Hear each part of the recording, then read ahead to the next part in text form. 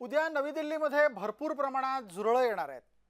अर्थात कॉकरोच जनता पार्टीचं क्रांती आंदोलन सुरू होणार आहे अशी घोषणा किमान अभिजित दीपकेनं केली आहे. 6 जूनला दिल्लीत काय घडणार याची औत्सुक्यपूर्ण चर्चा सगळीकडे आहे. पण मुद्दा हाही आहे की झुरळ क्रांती दलाच्या या कार्यकर्त्यांचं नियोजन आहे का? नमस्कार, मी प्रसाद काथे आणि आपण पाहताय जय महाराष्ट्र न्यूज. विषय हा आहे की अभिजित दीपके हा भारतात येणार आहे खरा, पण ही झुरळं भारतात येऊन करणार काय आहेत? आता अशाच प्रकारची झुरळं आपल्या आसपासच्या देशात काय करत होती याची एक दृश्यांची झलक आपल्याला दाखवतो. आपल्या समोर आता नेपाळ, बांगलादेश आणि श्रीलंका इथल्या 3 आंदोलनांची झलक येते. अगदी काळजीपूर्वक पहा. इथे पण कथितरित्या जेन झीज मैदानामध्ये उतरली. या 3ही ठिकाणी तेव्हाची तिथे असलेली सरकारं तरुणाईच्या उद्रेका पुढे टिकू शकली नाही.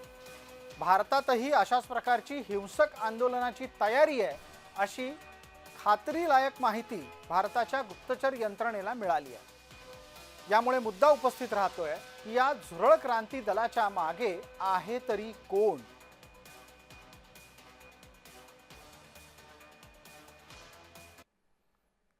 झुरळांच्या या क्रांतीच्या बाबतीमध्ये अनेक ठिकाणी अनेक प्रकारच्या चर्चा आहेत. पण एक वेगळी चर्चा अचानक समोर येते. ती पहा आणि ही कोणाची आहे तेही आपल्याला आता पटकन दिसेल.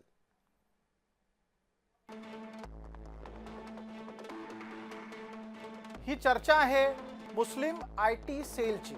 त्यांनी असं ट्विट केलंय की प्रिय भारतीय मुसलमानांनो, अभिजित दीपकेची झुरळ जनता पार्टी आंदोलनाचं आवाहन करते.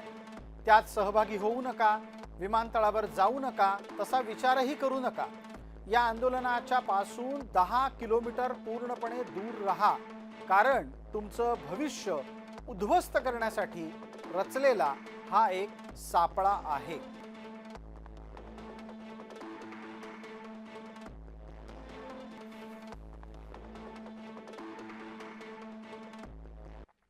डियर इंडियन मुस्लिम्स जेन जी, इन्होंने इंडियन मुस्लिम्स जेन जी को मुखातिब करते हुए लिखा है कि Abhijit Dipke is calling for protest, कि ये आपको धरनों के लिए बुला रहा है. Do not join, not even close. कहते हैं कि जाओ ही मत और करीब भी मत जाओ. Do not go near the airport, airport के करीब भी मत जाओ. आप शो अप मत करो. Do not even think about it. फिर उन्होंने कहा कि 10 किलोमीटर दूर की तुम जो है आप दूरी अख्तियार कर लो. और फिर उन्होंने कहा this is a trap design to destroy your future, कि आप लोगों के मुस्तकबिल को बर्बाद करने के लिए ये एक साजिश है. और फिर उन्होंने कहा कि they will use you as cannon fodder. ये आप लोगों को तोप का जो भूसा होता है ना, बम मारने से पहले जो भूसा भरा जाता है, तो इस तरह से आपको इस्तेमाल करेंगे, तस्वीरें खींचेंगे, हेडलाइन बनाएंगे और आप जेल में सड़ते रहोगे. ये तुम्हारी तरफ पूछ के तक नहीं देखेंगे. तुम्हारा करियर और तुम्हारा लाइफ बर्बाद हो जाएगा. आता या झुरळ क्रांतीच्या विरोधामध्ये मुसलमानांनी का भूमिका घेतली असेल हा प्रश्न पडतो. त्यासाठी आपल्याला मुद्दा राजकीय दृष्ट्या लक्षात घ्यावा लागेल.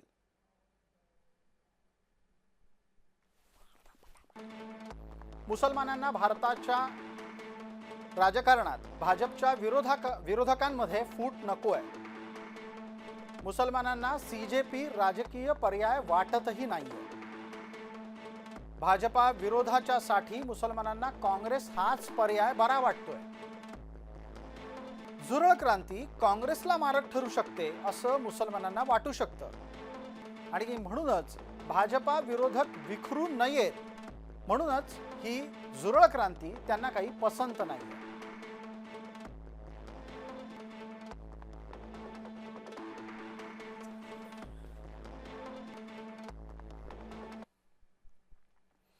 दरम्यान मुसलमान जरी पण झुरळ क्रांतीच्या बाजूने उभं राहायला तयार नसले तरी ठाकरे मात्र या झुरळांना पाठिंबा देत आहेत. ऐका आदित्य ठाकरे काय म्हणतात.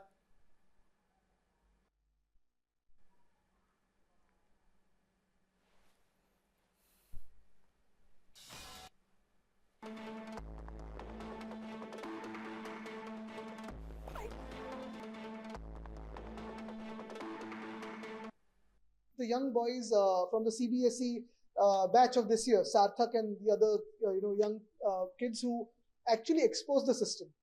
for which again for this exposure the government has rewarded the officers instead of punishing them. So this goes on.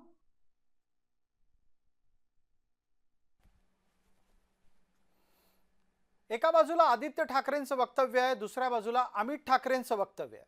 Amit ठाकरेंचं वक्तव्य आता आपल्या समोर येत आहे. अमित ठाकरे म्हणतात, जर कॉकरोच जनता पार्टी आंदोलन करणार असेल तर त्याचा त्यांना आनंदच वाटतोय. पण दुसऱ्या बाजूला त्यांनी असंही सांगितलंय की पेपरफुटी प्रकरणामध्ये केंद्रीय मंत्र्याचा राजीनामा झाला पाहिजे. अर्थात कॉकरोच जनता पार्टीच्या बद्दलची अधिकृत भूमिका राज ठाकरे मांडतील हे सांगायला ते विसरलेले नाही.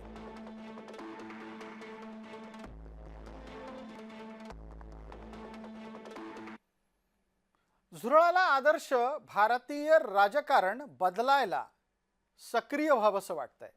त्यांचा चेहरा असलेला तरुण अभिजित दीपके हा बसलाय अमेरिकेत. तो आता भारताकडे येऊ पाहतोय, पण त्याला सध्याची भारतातली अवस्था आणि व्यवस्था बदलायची आहे.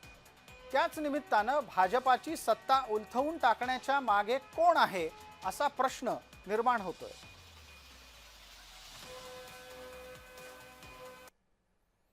भारतातल्या सत्ता बदलांच्या मागे बऱ्याचदा आंतरराष्ट्रीय षडयंत्र असतं. सध्याच्या घडीला भाजपाची सत्ता उलथवण्याच्या मागचे आंतरराष्ट्रीय खेळाडू कोण आहेत त्याचा एक अंदाज आपण बांधणार आहोत. अमेरिकेच्या गुप्तहेर यंत्रणेला भारतातली सत्ता नेहमीच आपल्या काबूत राहावी असं वाटत असतं. चीनच्या गुप्तहेर यंत्रणेलाही भारतातली सत्ता आपल्या पसंतीची असावी असं नेहमी वाटतं. पाकिस्तानची गुप्तहेर यंत्रणा भारताच्या विरोधात उघड कारवाया करते हे लपून राहिलेलं नाही. नव्या घडामोडींमध्ये आता तुर्कीचे शासकही भारताच्या सत्तेच्या विरोधात गेलेले आहेत आणि काँग्रेस, आम आदमी पार्टी हे तर भारतातल्या विद्यमान सरकारच्या विरोधात आहेतच.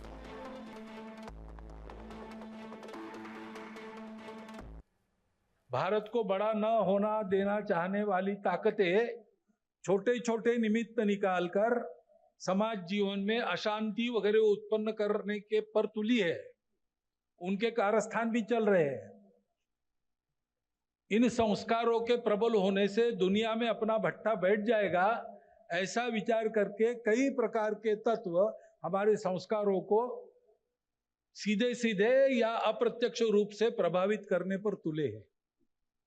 ज्यादा वर्णन में नहीं जाता, परिस्थिति आपके सामने है.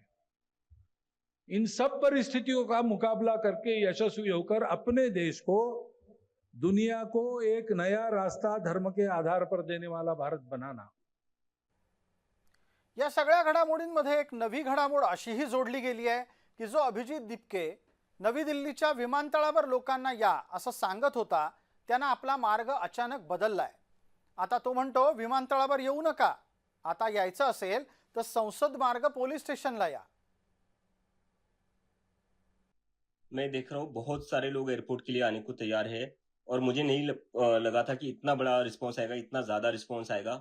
तो अभी मैं आप सबसे रिक्वेस्ट करता हूँ कि प्लीज सभी लोग एयरपोर्ट ना आए, क्योंकि हम नहीं चाहते कि हमारे वजह से किसी को कोई डिफिकल्टी हो, किसी को कोई प्रॉब्लम हो. We don't want to create any kind of inconvenience to people और टू द सिक्योरिटी फोर्सेस. इसलिए हमें वहां भीड़ करने की जरूरत नहीं है. मैं खुद एयरपोर्ट से पार्लियामेंट स्ट्रीट पुलिस स्टेशन आऊंगा और फिर आप लोग भी वहीं पर आइए और फिर हम वहां से परमिशन लेकर जंतर मंतर पर अपना प्रोटेस्ट एकदम शांतिपूर्ण और एकदम कॉन्स्टिट्यूशन के अकॉर्डिंग ही करेंगे. भारतामध्ये क्रांतीची पुन्हा एकदा ज्योत पेटवण्यासाठी येणाऱ्या अभिजितच्या समोर आणि म्हणजेच पर्यायानं झुरळांच्या समोर आव्हानं कुठली आहेत लक्षात घ्या. त्यांना सगळ्यात आधी जनमानसामध्ये विश्वास तयार करावा लागेल. संघटन बांधणी हाही एक कळीचा मुद्दा असेल. त्यांना विश्वासार्ह चेहरे आपला नेता म्हणून समोर आणावे लागतील. वाद बदनामी टाळावी लागेल. बहुमताचा आदर करावा लागेल.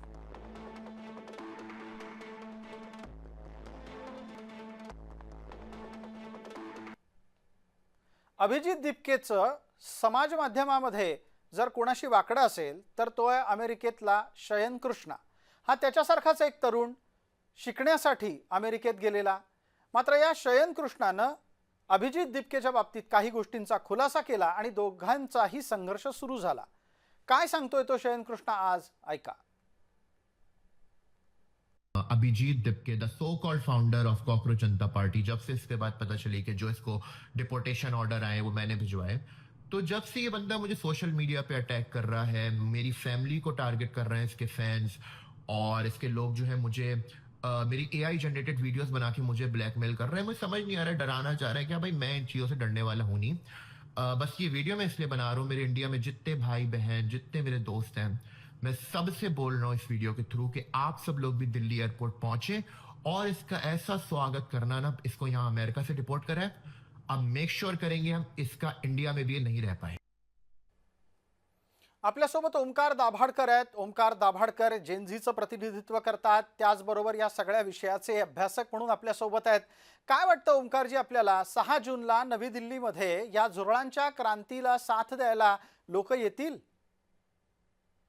नमस्कार सर. नमस्कार. मी जेनझीला नाही रिप्रेझेंट करत, मी मिलेनियल जनरेशनचा आहे.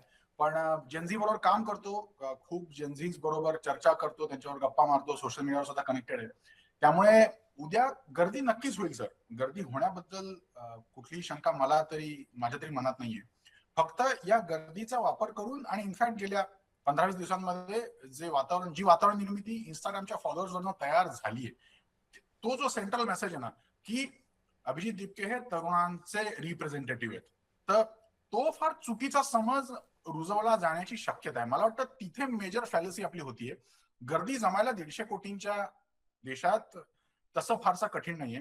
अभिजितनी फार स्मार्टली चांगलं नाव देऊन ती ट्रेंडिंग वेव्ह पकडून स्वतःला एस्टॅब्लिश फार चांगल्या प्रकारे केलंय. अभिजित बोलायला फार हुशार आहेत. त्यांना योग्य वेळी योग्य लोकांबरोबर चांगल्या अर्थाने संधान साधून स्वतःचा आवाज अजून मोठा कसा करायचा हे सुद्धा फार चांगलं जमतं. अर्थात त्यांनी आम आदमी पार्टी बरोबर काम केलेलं असल्यामुळे एक डिजिटल पॉलिटिकल ऍक्टिव्हिस्ट कसा काम करेल हे त्यांनी व्यवस्थित हे स्किल त्यांनी व्यवस्थित शिकून घेतलेलं आहे. आणि त्या स्किलचा वापर करून त्यांनी ही हवा फार स्मोक स्क्रीन फार सुंदर तयार केली की ही रिप्रेझेंट्स द युथ. पण आपल्याला इंस्टाग्रामवर दिसतंय की अभिजितचा विरोध करणारे सुद्धा खूप मोठ्या संख्येने आहेत. आता जे विरोध करणार आहेत ते थेट भाजपचे समर्थक, भाजपचे भक्त म्हणून त्यांना ब्रँड केलं जातं. पण तसं अजिबात नाही. मी ना मुद्दाम उदाहरणादाखल अभिजितच्या एका पोस्टवर एक खूप सुंदर कमेंट एका धनंजय नावाच्या अतिशय म्हणजे अगदीच तो जेनझी असणार आहे, म्हणजे त्याचे फोटोज बघितले तर कळतं. तर त्यांनी एक कमेंट केली, मी त्यातली 2 वाक्य फक्त वाचून दाखवतो. धनंजय म्हणतात, honestly India's youth has become way too easy to manipulate. No research, no critical thinking, no real understanding of politics, governance, or even basic civic sense, just viral reels, edits, and blind hype. म्हणजे त्यांनी general standard statement केले सगळ्या youth बद्दल. तसं जरी नसलं तरी हा धनंजय, तुम्ही जर त्याच्या इंस्टाग्राम प्रोफाईलवर गेलात ना तर त्याच्या इंस्टाग्रामवर कुठलीही पॉलिटिकल पोस्ट नाहीये. तो बहुतेक बॉडी बिल्डर किंवा हेल्थ कॉन्शियस, हेल्थ फ्रीक आहे अगदी. त्याचे 6 पॅक ऍप्स वगैरे वाले फोटो आहेत. पण तो हे म्हणतोय की आपले तरुण किती चटकन बहकतायत, त्यांना असं मॅनिप्युलेट करणं किती सोपं झालंय. पुढे फार इंटरेस्टिंग मुद्दा मांडतात. मोस्ट ऑफ दीज पीपल, जे लोक अभिजित दिपकेच्या समर्थनात आले, most of these people can't stay discipline in their own lives, don't want to study properly, don't want to work hard, complain about everything, yet somehow they think that they fully understand how to change entire country. म्हणजे तर हे जे सगळ्या youth बद्दल असं बोलायची गरज नाही, पण एक असा क्राऊड असणार आहे जो नाराज आहे, ज्याला असं वाटतं की मी देश बदलू शकतो, जो स्वतः रिस्पॉन्सिबल आहे की नाही आपल्याला माहिती नाही, अशा लोकांची झुंड तयार होणं शक्य आहे. पण मग ओमकारजी, याच चळवळीला किती पुढेपर्यंत जाताना तुम्ही आज किमान पाहू शकता? आपच्या पद्धतीनं सत्ता बदलामध्ये ते यशस्वी होतील का, की यातून काँग्रेस अधिक कमकुवत करायलाच काम करतील? मला वाटतं यातून दोन्हीही होणार नाहीये. आणि त्याचं कारण, आम आदमी पार्टीचा जन्म ज्या आंदोलनातून झाला त्या आंदोलनामध्ये ऍक्च्युअली खरोखर भ्रष्टाचार, सुशासनाचा अभाव, एक निर्णायकी सरकार हे व्हॅलिड प्रश्न होते. त्या व्हॅलिड प्रश्नांचा त्याचा राग, म्हणजे निर्भयापासून ते इंडिया अगेन्स्ट करप्शनच्या आंदोलनापर्यंत जनतेच्या मनातला राग रस्त्यावर दिसत होता आणि त्यासाठी लोक रस्त्यावर उतरले. त्याचा फायदा त्या पूर्ण आंदोलनामध्ये खरोखर जीवाचं रान करून उतरलेल्या तरुणांना झाला की नाही, त्यांना हवं ते आउटपुट मिळालं नाही की हा प्रश्न वेगळा झाला. पण ते प्रश्न व्हॅलिड होते. तो राग व्हॅलिड होता आणि त्यामुळे त्यातून पुढे काहीतरी भव्य दिव्य असं काहीतरी घडलं. इथे काय होतंय ना, आणि फार महत्वाचा प्रश्न आहे हा सर, की अभिजित जे प्रश्न उपस्थित करतायत ते प्रश्न खरोखर व्हॅलिड आहेत का, आणि ते त्या प्रश्नांना अभिजित जे उत्तर देऊ पाहतायत ते व्हॅलिड आहे का. आता नीटच्या परीक्षेतला गोंधळ हा खरोखरच फार दाहक मुद्दा आहे. हजारोंच्या संख्येने तरुणांची स्वप्न जर चुरडल्या जात असतील तर त्याच्या विरुद्ध राग असणार आहे. पण अभिजित त्यावरचे सोल्युशन देत आहेत, आणि अभिजित जे म्हणतात की देशात दुसरं काही होत नाहीये ते वास्तवापासून फार दूर आहे. सरकारने बऱ्याच ऍक्शन घेऊन नीट स्वच्छ करण्याची प्रक्रिया ऑलरेडी सुरू केली आहे. पुढच्या वर्षी जी नीट होईल ती कदाचित ऑनलाईन होईल, म्हणजे हे पेपर फुटी वगैरे सगळंच संपेल, आणि त्यावर खूप मोठी म्हणजे सरकारने काय काय ऍक्शन घेतल्या ते आपण सगळ्यांनी बघितलंय. ठीक आहे. पण त्याच्या सेंटरला जे मी एकच थोडंसं पुढे जोडतो की कोर अभिजितचा मेसेज हा आहे की या देशामध्ये हिंदू मुसलमान सोडून दुसरं काही होत नाहीये, दुसरीकडे सगळ्या फार मोठ्या चर्चा होत आहेत, हे वास्तवापासून फार दूर आहे. आजचं सरकार हिंदू मुसलमान करतं हे अभिजित कशाच्या आधारावर म्हणतायत हे जर विचारलं तर त्याला लॉजिकल व्हॅलिड उत्तर नाहीये. भारतीय जनता पक्षाचे काही नेते करत असतील, हिंदुत्ववादी कार्यकर्ते हिंदू मुसलमान करत असतील. इनफॅक्ट हिंदुत्ववादी कार्यकर्त्यांची तक्रार आहे की भारतीय जनता पक्षाचं सरकार पुरेसं हिंदू मुसलमान करत नाहीये, ते त्या प्रश्नात भिडतच नाहीये. पण तो मुद्दा वेगळा. भारतीय जनता पक्षाच्या सरकारने केलेलं काम काय काय आहे, ते काम करताना लोकांपर्यंत ते काम नेताना त्यांनी हिंदू मुसलमान केले का? लोकांच्या घरात नळाचं कनेक्शन गेलं, हिंदू मुसलमान बघून गेलं नाही. लोकांच्या घरात सिलेंडर्स गेले, हिंदू मुसलमान बघून गेले नाही. कित्येक म्हणजे लाखो स्त्रियांना उघड्यावर शौचालयात जावं लागायचं, त्यांना टॉयलेट बांधले गेले, हिंदू मुसलमान बघून केले नाही. पासपोर्टचे नवीन ऑफिसेस उघडले, हिंदू मुसलमान बघून झाले नाहीये. ठीक आहे. रस्ते बांधले गेले, ते काही हिंदू मुसलमानांसाठी नाहीये. त्यामुळे अभिजित दिपकेचा जो सेंट्रल कोर मेसेज आहे ना, हा यातून काही फार मोठं व्यवस्था परिवर्तन घडवणार काही घडेल असं काही दिसत नाही. खूप खूप आभार आपल्या या प्रतिक्रियेच्यासाठी.